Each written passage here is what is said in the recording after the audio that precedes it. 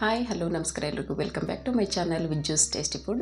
ನಾನಿವತ್ತು ಬಂಗಡೆ ಫಿಶ್ ಫ್ರೈಯನ್ನು ಮಾಡ್ತೀನಿ. ತುಂಬ ರುಚಿಯಾಗಿ ಕ್ವಿಕ್ ಆ್ಯಂಡ್ ಈಸಿಯಾಗಿ ಸಿಂಪಲ್ಲಾಗಿ ಯಾವ ರೀತಿ ಮಾಡೋದು ಅಂತ ನೋಡೋಣ ಬನ್ನಿ.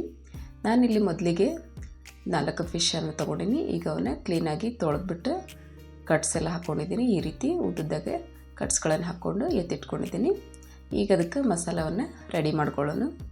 ನಾನಿಲ್ಲಿ ಒಂದು ಬಟ್ಲಿಗೆ 1.5 ಸ್ಪೂನಷ್ಟು ಅಚ್ಕಾರದ ಪುಡಿನ ಹಾಕ್ಕೊಳತ್ತೀನಿ. ಅರ್ಧ ಸ್ಪೂನು ಧನಿಯಾ ಪುಡಿ, 1/4 ಸ್ಪೂನಷ್ಟು ಅರಿಶಿನ ಪುಡಿ, ರುಚಿಗೆ ತಕ್ಕಷ್ಟು 1 ಸ್ಪೂನಷ್ಟು ಉಪ್ಪನ್ನು ಸೇರಿಸ್ಕೊಳತ್ತೀನಿ.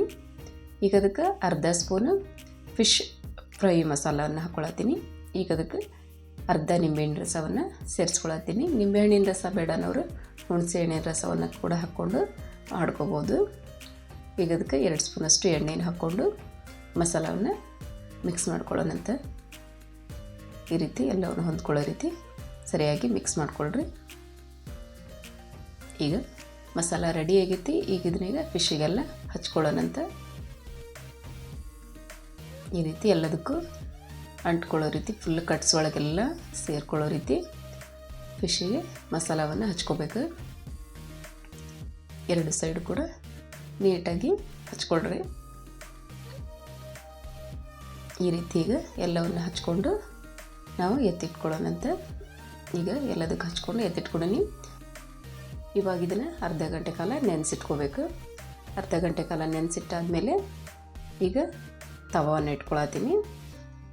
ತವಾವನ್ನು ಇಟ್ಕೊಂಡು ಈಗ ಅದಕ್ಕೆ 2-3 ಸ್ಪೂನಷ್ಟು ಎಣ್ಣೆನ ಹಾಕ್ಕೊಳ್ರಿ. ಎಣ್ಣೆ ಬಿಸಿ ಆದಮೇಲೆ ಲೋ ಫ್ಲೇಮ್ ಒಳಗನೆ ಫಿಶನ್ನು ಬಿಟ್ಕೊಳ್ಳೋಣಂತ. ಈ ರೀತಿ ನಿಧಾನಕ್ಕೆ ಫಿಶನ್ನು ಹಾಕ್ಕೊಳ್ರಿ. ಇಲ್ಲ ಒಂದೊಂದಾದರೂ ಹಾಕ್ಕೋಬೋದು, ಇಲ್ಲ ಅಷ್ಟನ್ನು ಕೂಡ ನೀವು ಈ ರೀತಿ ಮಾಡಲ್ಲ, ಈ ರೀತಿ ಕೂಡ ನೀವು ಮಾಡ್ಕೋಬೋದು. ಈಗ ಅದನ್ನು 1-2 ನಿಮಿಷನ ಲೋ ಫ್ಲೇಮ್ ಒಳಗನೆ ಸರಿಯಾಗಿ ಫ್ರೈ ಮಾಡ್ಕೋಬೇಕು. ಉರಿ ಜೋರಾಗಿಟ್ಟರೆ ಫುಲ್ ಸೀದೋಗ್ಬಿಡ್ತಾವೆ. ಅದಕ್ಕಾಗಿ ಲೋ ಫ್ಲೇಮ್ ಒಳಗೆ ಬೇಯಿಸ್ಕೊಂಡು 2 ನಿಮಿಷ ಅದಾದಮೇಲೆ ನಾನಿಲ್ಲಿ ಹೊಳಿಸಾಕೊಳತ್ತೀನಿ.